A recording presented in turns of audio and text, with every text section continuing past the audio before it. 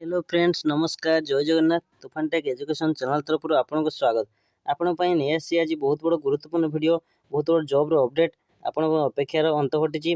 O-SSC PO requirement 2026 खूब शीघ्र आसो जाऊँगी। 1501 पीओ पोस्ट कौन पंचायत एक्जिक्यूटिव ऑफिसर आगुरी बाहर था 2 वर्ष तलू, तो बर्तमान बाहर। तो यहाँ डॉक्यूमेंट कौन और कौन कौन डॉक्यूमेंट आप बाहर कर रखिए, तो से आपने वीडियो को प्रथम शेष पर्यटन देखो, सब डिटेल्स जनइबे। जदि आप चैनल नुआ चैनल को लाइक कमेंट शेयर और सब्सक्राइब करूँ।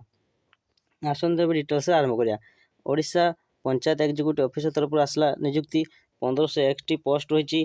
पीओ पोस्ट जहाँकि आगुरी आप बाहर जानते, तो पुणी थे यह पीओ पोस्ट नोटिफिकेशन आसी O-SSC तरफ केवे आसो। जुलाई मस आवेदन हम। एथर रिटन एग्जाम, स्किल टेस्ट और डॉक्यूमेंट वेरिफिकेशन अच्छी।